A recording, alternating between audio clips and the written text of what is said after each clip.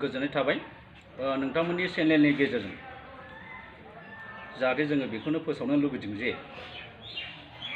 नंगौ जोंनि सान्थिपुर बाजारा एबा मार्केट एरियाया दिनै गोबांथार किसुमान दखानदारफ्रा एबा गलादारफ्रा दिनै दुखु खस्थ'जों भुगिनानै दङ। दिनै बिथांमोनहा दिनै कमप्लेनबो होनाय जादों। दिनै कमप्लेना बेनो कमिटिखौ बार बार खावलायदों होननानै बुंदों। दिनै कमिटिखौ खावलायसेयावबो दिनै ड्रेननि बेलायाव जेबो इनिशिएटिभ लायाखै होननानै बिथांमोनहा बुंदों। नाथाय जोङो दुखु प्रकाश खालामगोन दिनै बबे चेनेलजों बबे फेसबुकआव होनानै इउटुबाव होनानै दिनै बिथांमोनहा दिनै कमिटिखौ सोंखारिदों। बिथांमोना निस्सय जायगानिब्ला कमिटिनि जिहेतु हाल-साल दिनै बिथांमोना मिथिखागौ। दिनै कमिटिया जेबो गैया। दिनै ड्रेन बानायनो हानाय कमिटियाव एभेलेबेल रां गैया। दिनै माखासे डेभेलप खालामनांगौबा दिनै कमिटिया दिनै रांनि गोनांथि दङ। दिनै बिथांमोना बधय मिन्थिखागौब्लाबो दिनै कमिटिखौ दिनै ब्लेम होनो थाखायसो बे बाथ्राखौ हयथ' बुंदों।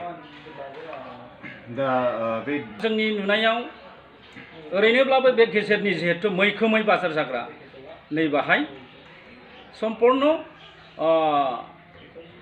गालामाल दखान आरो फार्मासिस्ट दङ आरो गोबांथार गस्ला दखानदारफोर दङ। दिनै बिथांमोननि दखानजों बे जेरैबादि सोनाब साइडजों साहा दखान गोजा जायो। दिनै बे साहा दखाननि जिहेतु दै ड्रेन गैयिनि थाखाय बे दैया बे गुबुन दखाननि सेर सेर बोहैनानै गोबांथार माने खस्थ' खालामगासिनो दं आरो बिराद गाज्रि माने मोनामनानै कास्टमारा थांनो हाया जायो।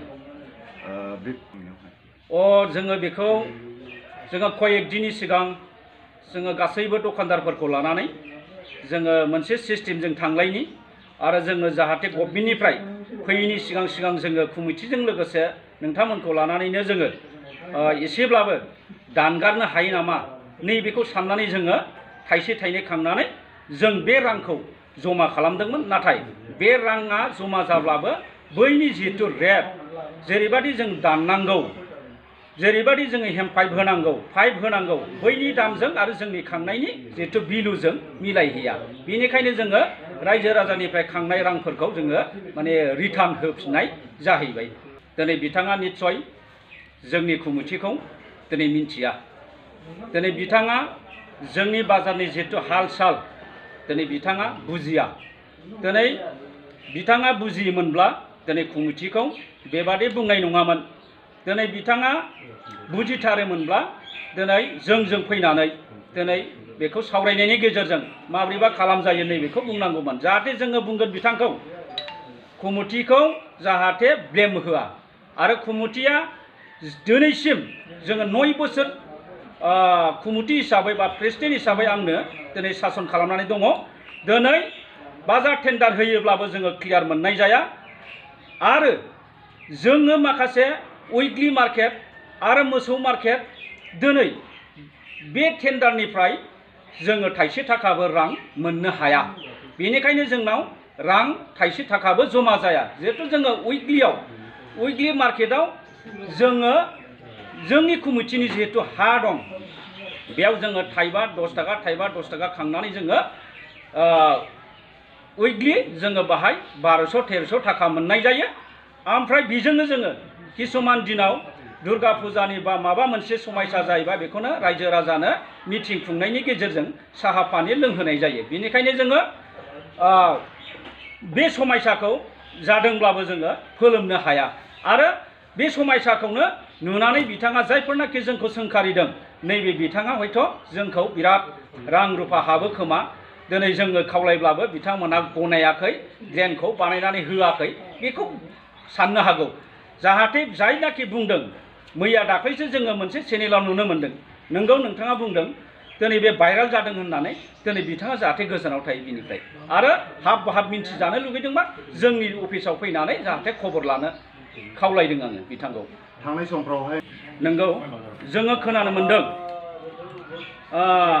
आङो गिबि थांनाय सरकारनि जिहेतु सासन खालामबोनाय जिहेतु BPF दोलोनि नैबेनि बिसयै आं बुंग्रोगोन दिनै जोङो नुनो मोनदों 17 बोसोर सासन खालामबोनायाव दिनै जोङो बाजार कमिटि जानानै एस्टिमेट बानायबोदों एस्टिमेट बानायसेयावबो जोङो सिलिगुरि बादियाव शिलं बादियाव बबेबा क'क्राझार बबेबा गुवाहाटी बादियाव जोङो फाइल एप्रुभ खालामनो थाखाय जोङो रां रुफा गैया दिनै जोङो फाइल एप्रुभ खालामनांगौबा सिलिगुरियाव थांनांगौ जायो दिनै मोनसेल' आनडेभेलप जायगाखौ डेभेलप खालामनो थाखाय जोङो एस्टिमेट बानायसेयावबो दिनै बे एस्टिमेटखौ जोङो एप्रुभेल खालामनो थाखाय जोङो होसोलांनांगौ गोनां जादों नाथाय होसोलांनो हायैयाव जोङो बे फाइलखौ एप्रुभ खालामनो हायाखै आरो बे ड्रेन आरो माखासे गोदोसोनाय थानाय जिहेतु आनडेभेलप बेखौ जोङो डेभेलप खालामनो हायाखै माबायदि सानो नोंथाङा नंगौ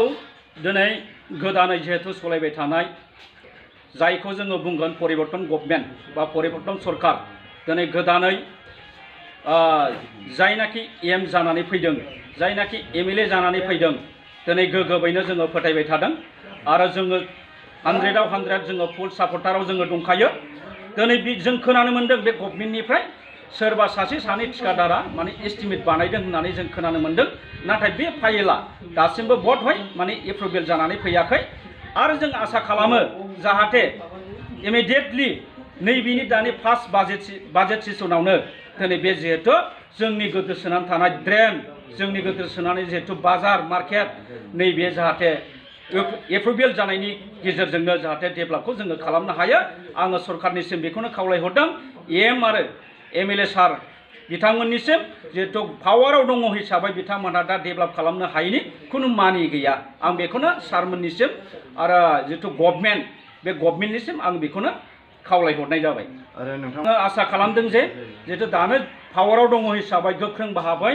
UPPL दोलोआ रुलिं गभर्नमेन्ट हिसाबै दिनै जोंनि जिहेतु गलादारफोरनि जि समस्या जोंनि जि मार्केट एरियानि समस्या बेफोरखौ इमिडियेटलि जाहाथे नैबे बाजेटनि गेजेरजोंनो जाहाथे बियो सुस्रांजागोन आरो जोंनि जिहेतु मार्केट एरिया जेसेबांनाखि दङ आनडेभेलप जानाय नैबेफोरखौ जाहाथे बे गभर्नमेन्टनि थ्रु जोङो डेभेलपखौ खालामलांनो हायो इयुनाव जाहाथे जोंनि हान्था मेला रायजो राजा जिहेतु खिना बिसा दिनै आदान प्रदान खालामनाय जाहाथे गोगोमैनो जोङो बाहाय मावनानै जालांनो हायो आं बेखौनो गभर्नमेन्टनिसिमबो खावलायहरनाय जादों।